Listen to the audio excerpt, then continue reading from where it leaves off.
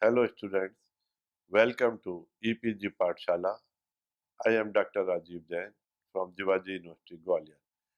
Today, we shall in this module discuss gravimetric methods of analysis under the paper Fundamentals of Analytical Chemistry. As the name indicates, gravimetric analysis is the quantitative analysis by taking the weight of a substance. As you know, there are two types of classical analysis which are being used from very old days. Classical analysis, quantitative analysis, it may be volumetric analysis when we take volume, and gravimetric analysis when we take the weight of the substance to be analyzed. So it is a analysis when we take the substance. A solution is given to us and has been asked to find out the concentration of the sample given to find out the amount of that substance dissolved in the solution. How to find out that? So in the gravimetric analysis, it is calculated, it is determined by taking the weight of that substance. How to take the weight of the substance? For that purpose, usually we add some precipitant. We add some substance with which the dissolved substance, which is to be analyzed, form precipitate. It forms precipitate and then we take its weight. So usually for separation purposes, we have three or four methods. One of the methods is the separation by gravimetric method, that is by precipitation, number one method.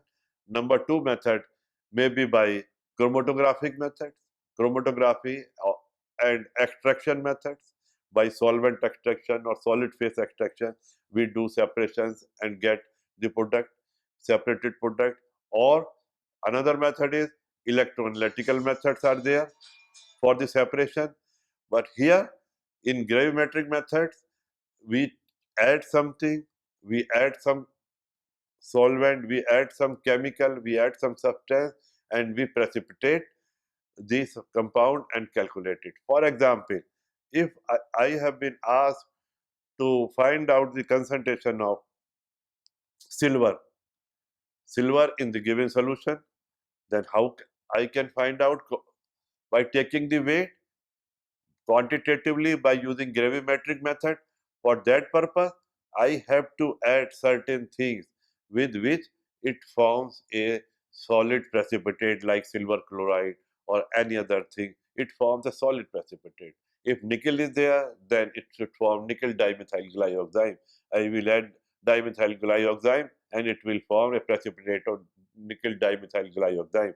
I will filter it, and on filtration I will take out the weight of the nickel dimethyl glyoxime, and by reverse calculation I will find out what is the concentration of nickel given in the solution. This is the gravimetric analysis which we shall study in detail. The first step in gravimetric analysis is the precipitation. How to precipitate the constituent from the solution. The constituent being determined is precipitated from solution in a form which is so slightly soluble that no appreciable loss occurs when the precipitate is separated by filtration and weight. Thus, in the determinant of silver, a solution of the substance is treated with an excess of sodium chloride or potassium chloride solution. The precipitate is filtered off, well washed to remove soluble salts, dried at 130 to 150 degrees centigrade, and weighed as silver chloride, as shown in figure 1 and 2. Frequently, the constituent being determined is weighed in a form other than that in which it was precipitated. The following factors determine a successful analysis by precipitation. The precipitate must be so insoluble that no appreciable loss occurs when it is collected by filtration. In practice, this usually means that the quantity remaining in solution does not exceed the minimum detectable by the ordinary analytical balance, that is zero point 0.1 milligram. The physical nature of the precipitate must be such that it can be readily separated from the solution by filtration and can be washed free of soluble impurities. These conditions require that the precipitate are of size that they do not pass through the filtering medium and that the particle size is unaffected by the washing process. The precipitate must be convertible into a pure substance of definite chemical composition. This may be effected either by ignition or by a simple chemical operation such as evaporation with a suitable liquid. The problems which arise with certain precipitates include the coagulation or flocculation of a colloidal dispersion of a finely divided solid to permit its filtration and prevents its repeptidation upon washing the precipitate. It is therefore desirable to understand the basic principles of the colloid chemistry of precipitate. The colloidal state of matter is distinguished by a certain range of particle size, as a consequence of which certain characteristic properties become apparent. Colloidal properties are in general exhibited by substances of particle size ranging between zero point 0.1 micrometer and 1 nanometer. Ordinarily, quantitative filter paper will retain particles down to a diameter of about 10 raised to power minus 2 millimeter or 10 micrometer, so that colloidal solutions in this respect behave like true solutions and are not filterable. The limit of vision under the microscope is about zero point 0.2 micrometer. If a powerful beam of light is passed through a colloidal solution and the solution viewed at right angle to that incident light, a scattering of light is observed. This is so-called Tyndall effect, which is not exhibited by true solutions. An important consequence of the smallness of the size of colloid particles is that the ratio of surface area to weight is extremely large. Phenomena such as adsorption, which depend upon the size of the surface, will therefore play an important part with substances in the colloidal state. For convenience, colloids are divided into two main groups designated as lyophobic and lyophilic colloids. The process of dispersing a gel or a flocculated solid to form a sol is called peptidation. The stability of lyophobic colloids is intimately associated with the electrical charge on the particles. Thus, in the formation of an arsenic 3 sulfide sol by precipitation with hydrogen sulfide in acid solution, sulfide ions are primarily adsorbed and some hydrogen ions are secondarily adsorbed. The hydrogen ions or other ions which are secondarily adsorbed have been termed as counter ions. Thus, the so-called electrical double layer is set up between the particles and the solution. The colloidal particles of arsenic 3 sulfide have negatively charged surface with positively charged counter ions which impart a positive charge to the liquid immediately surrounding it. If an electric current is passed through the solution, the negative particles will move towards the anode. The speed is comparable with that of electrolytic ions.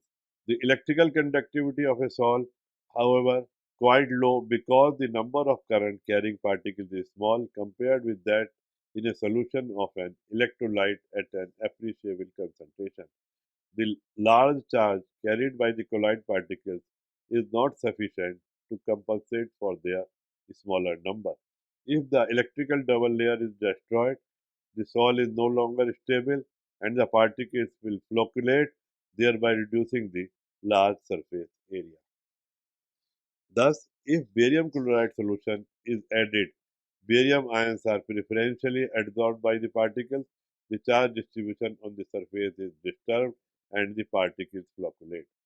After flocculation, it is found that the dispersion medium is acidic owing to the liberation of the hydrogen counter ions.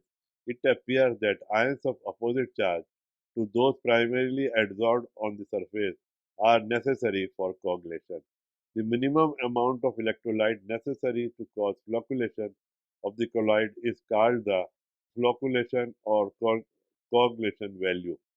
During the flocculation of a colloid by electrolyte, the ions of opposite sign to that of the colloid are adsorbed to a varying degree on the surface.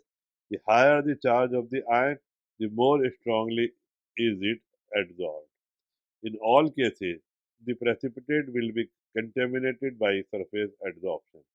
Upon washing the precipitate with water, part of the adsorbed electrolyte is removed and a new difficulty may arise. The electrolyte concentration in the supernatant liquid may fall below the coagulation value and the precipitate may pass into the colloidal solution again. This phenomenon, which is known as peptidation, is of great importance in quantitative analysis. By way of illustration, consider the precipitation of silver by axis of chloride ions in acid solution and the subsequent washing of the coagulated silver chloride with water.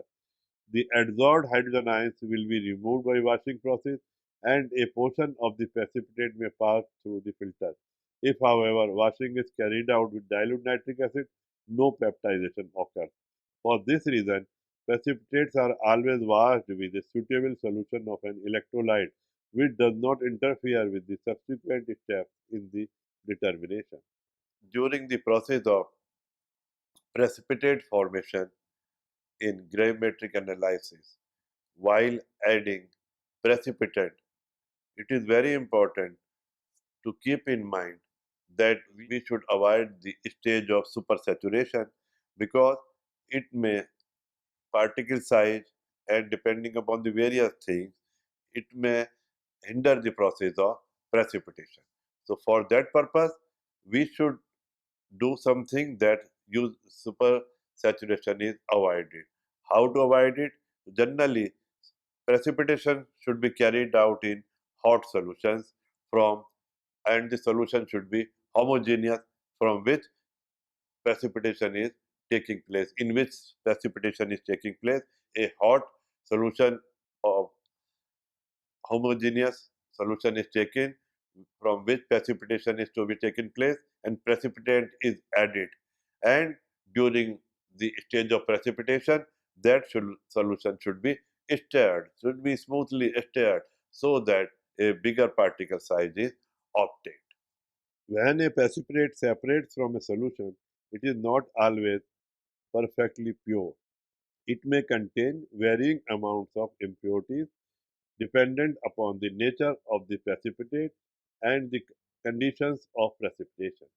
The contamination of the precipitate by substances which are normally soluble in the mother liquor is termed as coprecipitation. We must distinguish between two important types of coprecipitation. The first is concerned with the adsorption at the surface of the particles exposed to the solution, and the second relates to the occlusion of foreign substances during the process of crystal growth from the primary particles. With regard to the surface adsorption, this will in general be greatest for gelatinous precipitates and least for those of pronounced macrocrystalline character. Precipitates with ionic lattices appear to conform to the Panith-Pagens-Hahn adsorption rule, which states that the ion that is most strongly adsorbed by an ionic substance is that ion which forms the least soluble salt. Thus, on sparingly soluble sulfates, it is found that calcium ions are adsorbed preferentially over magnesium ions because calcium sulfate is less soluble than magnesium sulfate. Silver chloride adsorbs silver acetate much more strongly than it does silver nitrate under comparable conditions, since the former is less soluble. The deformability of the adsorbed ions and the electrolyte dissociation of the adsorbed compound also have a considerable influence. The smaller the dissociation of the compound, the greater is the adsorption. Thus, hydrogen sulfide, a weak electrolyte, is strongly adsorbed by metallic sulfide. The second type of co-precipitation may be visualized as occurring during the building up of precipitate from the primary particles. The latter will be subject to a certain amount of surface adsorption and during their coalescence, the impurities will either be partially eliminated if large single crystals are formed and the process takes place slowly, or if coalescence is rapid, large crystals composed of loosely bound small crystals may be produced, and some of the impurities may be entrained within the walls of the large crystals. If the impurity is isomorphous or forms a solid solution with the precipitate, the amount of co-precipitation may be very large since there will be no tendency for elimination during the aging process. The latter actually occurs during the precipitation of barium sulfate in the presence of alkali nitrates. In this particular case, X-ray studies have shown that the abnormally large co-precipitation is due to the formation of solid solutions. Fortunately, such cases are comparatively rare in analysis. Appreciable errors may also be introduced by post-precipitation. Post-precipitation is the precipitation which occurs on the surface of the first precipitate after its formation. It occurs with springly soluble substances which form supersaturated solutions. They usually have an ion in common with the primary precipitate. Thus, in the precipitation of calcium as oxalate, in the presence of magnesium, magnesium oxalate separates out gradually upon the calcium oxalate. The longer the precipitate is allowed to stand in contact with the solution, the greater is the error due to this cause. A similar effect is observed in the precipitation of copper or mercury 2 sulfide in zero point 0.3 molar hydrochloric acid in the presence of zinc ions. Zinc sulfide is slowly post-precipitated. Now, comparison of post-precipitation with co-precipitation. Post-precipitation differs from co-precipitation in several respects. Number one, the contamination increases with time that the precipitate is left in contact with the mother liquor in post-precipitation, but usually decreases in co-precipitation. With post-precipitation, contamination increases the faster the solution is agitated by either mechanical or thermal means. The reverse is usually true with co-precipitation. Next point. The magnitude of contamination by post-precipitation may be much greater than in co-precipitation. The next process is the digestion. Digestion or aging means to increase the size of digestion is done to increase the size of the precipitate particles. Usually, this is done by keeping the precipitate in solution for 12 to 24 hours. By this, what happens? The solution it should be in hot conditions, size of the particles grow, and co-precipitation is avoided. So, for avoiding co-precipitation, and also by taking hot solutions and then adding precipitant slowly, gradually, supersaturation is also avoided. So, in this process, usually the solution is kept before filtration for 12 to 24 hours so that to avoid co-precipitation, unless there are chances of post-precipitation. In some cases, very few cases, if it is kept for longer hours, then post-precipitation may occur. But if there are no chances of post-precipitation, then aging should be done, digestion should be done for about 12 to 24 hours. And after that, when we have crystals of sufficient size, then filtration is done. After precipitation and digestion are complete, the precipitate is separated from solution by filtration using either filter paper or a filtering crucible. The most common filtering medium is cellulose-based filter paper, which is classified according to its filtering speed, its size, and its ash content on ignition.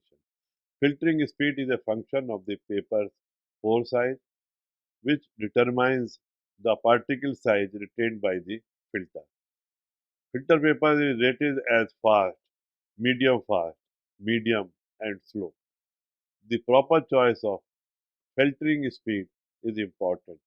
If the filtering speed is too fast, the precipitate may pass through the filter paper resulting in a loss of precipitate.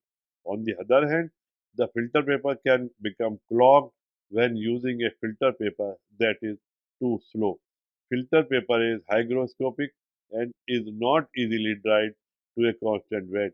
As a result, in quantitative procedure, the filter paper must be removed before weighing the precipitate. This is accomplished by carefully igniting the filter paper.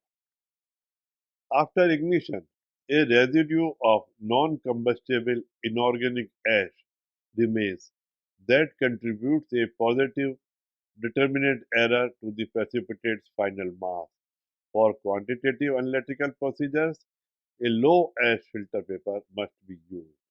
This grade of filter paper is pre-treated by washing with a mixture of HCl and HF to remove inorganic materials. Filter paper classified as quantitative has an ash content of less than 0.010% weight by weight.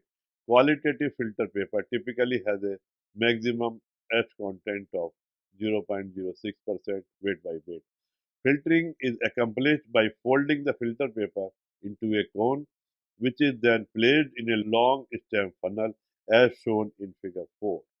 A seal between the filter cone and the funnel is formed by dampening the paper with water and pressing the paper to the wall of the funnel as shown in the figure. When properly prepared, the stem of the funnel will fill with the solution being filtered, increasing the rate of filtration. Filtration is accomplished by the force of gravity. The precipitate is transferred to the filter in several steps. The first step is to decant the majority of the supernatant through the filter paper with transferring the precipitate. This is done to prevent the filter paper from becoming clogged at the beginning of the filtration process. Initial rinsing of the precipitate is done in the beaker in which the precipitate was formed. These rinsings are also decanted through the filter paper. Finally, the precipitate is transferred onto the filter paper using a stream of rinsed solution. Any precipitate clinging to the walls of the beaker is transferred using a rubber policeman. An alternative method for filtering the precipitate is a filtering crucible. The most common is a fritted glass crucible containing a porous glass disc filter. Fritted glass crucibles are classified their porosity: coarse, medium, and fine. Another type of filtering crucible is the gouge crucible, a porcelain crucible with a perforated bottom. A glass fiber mat is placed in the crucible to retain the precipitate, which is transferred to the crucible in the same manner described for filter paper. The supernatant is drawn through the crucible with the assistance of a suction from a vacuum aspirator or pump as shown in figure 6. After filtration, precipitate is washed. Filtering removes most of the supernatant solution. Residual traces of the supernatant, however, must be removed to avoid a source of determinate error. Rinsing the precipitate to remove this residual matter must be done carefully to avoid significant losses of the precipitate. Of greatest concern is the potential for solubility losses. As usually, the rinsing medium is selected to ensure that solubility losses are negligible. In many cases, this simply involves the use of cold solvents or rinse solutions containing organic solvents such as ethanol. Precipitate containing acid or basic ions may experience solubility losses if the rinse solution's pH is not appropriately adjusted. When coagulation plays an important role in determining particle size, a volatile inert electrolyte is often added to the rinsed water to prevent the precipitate from reverting into smaller particles that may not be retained by the filtering device. This process of reverting to smaller particles is called peptidation. The volatile electrolyte is removed when drying the precipitate. When rinsing a precipitate, there is a trade-off between introducing positive determinate error due to ionic impurities from the precipitating solution and introducing negative determinant errors from solubility losses. In general, solubility losses are minimized by using several small portions of the rinsed solution instead of a single large volume. Testing the huge rinsed solution for the presence of impurities is another way to ensure that the precipitate is not over rinsed. This can be done by testing for the presence of targeted solution ion and rinsing until the ion is no longer detected in a freshly collected sample of the rinsed solution. For example, when chloride is known to be residual impurity, its presence can be tested by adding a small amount of silver nitrate to the collected rinsed solution. A white precipitate of silver chloride indicates that silver is chloride ion is present and additional rinsing is necessary. Additional rinsing is not needed, however, if adding silver nitrate does not produce a precipitate. Finally, after separating the precipitate from its supernatant solution, the precipitate is dried to remove any residual traces of rinsed solution and any volatile impurities. The temperature and method of drying depend on the method of filtration and the precipitate's desired chemical form. A temperature of 110 degree is usually sufficient when removing water and other easily volatile impurities. A conventional laboratory oven is sufficient for this purpose. Higher temperatures require the use of a muffle furnace or a Bunsen and are necessary when the precipitate must be thermally decomposed before weighing or when using the filter paper. To ensure that drying is complete, the precipitate is repeatedly dried and weighed until a constant weight is obtained.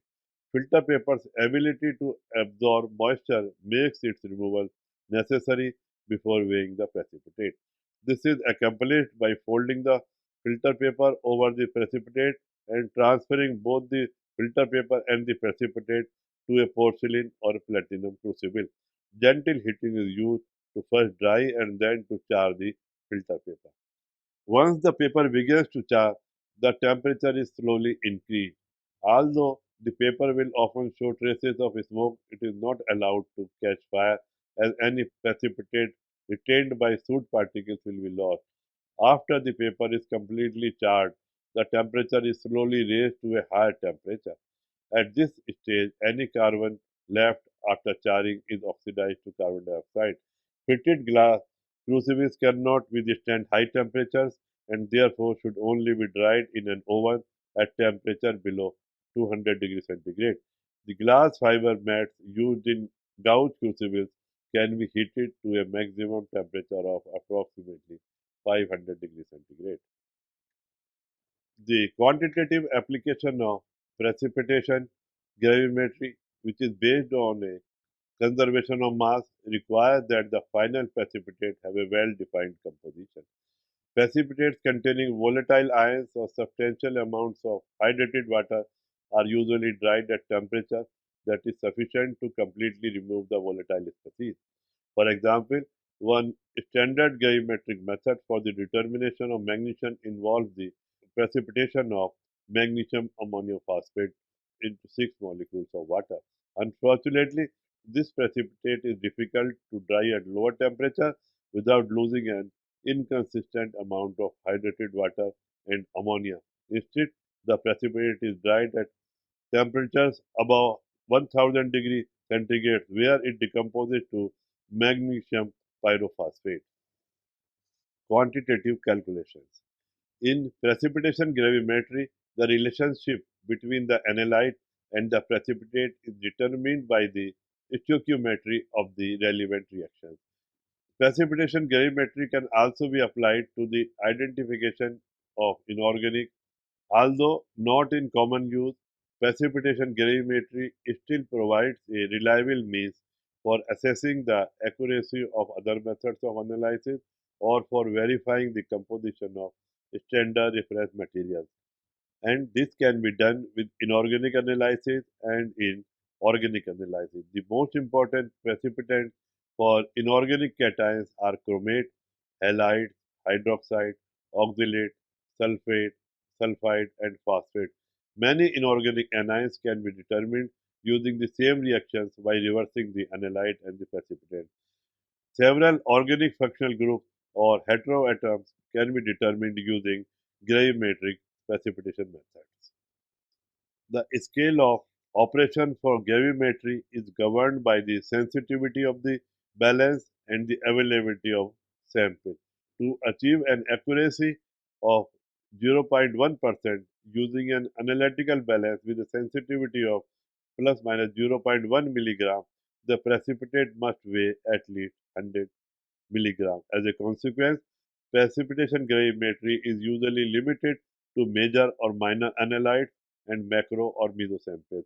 The analysis of trace level analytes or micro samples usually requires a microanalytical balance. So, students, in gravimetric analysis, you have studied different steps which are required for, for an accurate gravimetric analysis. The steps involved here are: first step was precipitation, then the conditions in which precipitation should be done.